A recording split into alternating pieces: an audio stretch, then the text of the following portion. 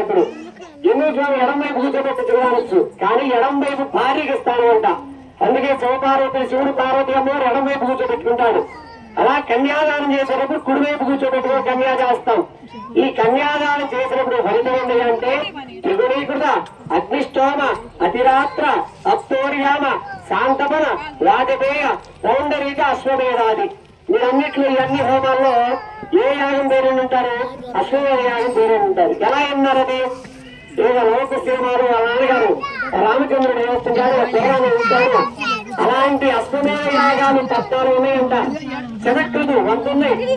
ఆ శతకృతు పుణ్యఫలావాప్యర్థం ఆ 100 యాగాలు ఫలితం దేనికి వస్తుందని కన్యాదానం వస్తుంటాం. సరే అంటే నాకు ఏదైనా ఫలితం వచ్చు. దశపూర్వేషాం దశాపరేషాం మధ్వంశానాం మాతృవంశానాం. చేసినటువంటి కన్యని దానమిచ్చిన తర్వాత తండ్రి వంశం 10 తరాలు, తల్లి వంశం 10 తరాలు తరుస్తాయని చెప్పాడు. ఎంతకాలం తరుస్తాయన్నాడు?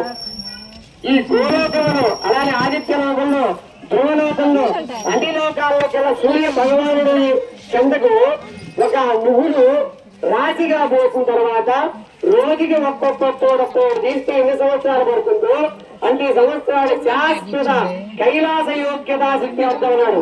అంటే స్వామి కైలాసం అంటే నిత్యానంద నిరవత్య కళ్యాణ గుణాగరస్య నిత్యం ఆనందమే.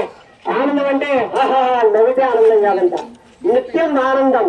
ఆనందానికి అవదండదు, అంటే ఎక్కడ మొదలైంది ఎక్కడ చివర అనేది ఉండదంట. నిత్యం ఆనందంలో సేవిస్తూ ఉంటారు భగవంతుని.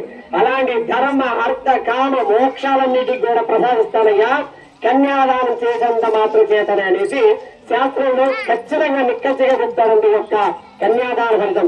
కాబట్టి చూసిన వాళ్ళు చక్కగా ఈ యొక్క మంత్రం పలికిన వాళ్ళకి అందరికి కూడా పార్వతీ అమ్మవారిని ఆ గుడి తొడ మీద కూర్చోబెట్టుకుని చక్కగా పరమేశ్వరుడికి దానం ఇస్తారా. ఒక్కసారి నమ పార్వతీ పతయే హర హర మహాదేవ్. ఓం నమ శివాయ, ఓం నమ శివాయ, ఓం నమ శివాయ. ఓం కన్యాం కనక సంపన్నాం కనకాభరణైర్యుతాం దాస్యాం. కొబ్బరికాయ పెట్టేసి కన్యాం స్వరంకృతాం సాత్వీం సుశీలాయ సువేదసే. కన్యాం స్వరంకృతాం సాత్వీం సుశీలాయ సువేదసే. ప్రియతోహం ప్రియత్సించండి ఇక్కడ స్వామి చెప్తూ సాలంకృత కన్యాదాన ముహూర్త శుభముహూర్తో అస్తు భాగ్యం. శుభముహూర్తకాలే సూర్యాదీనానుదానాన్ని గ్రహాణాన్ని చింత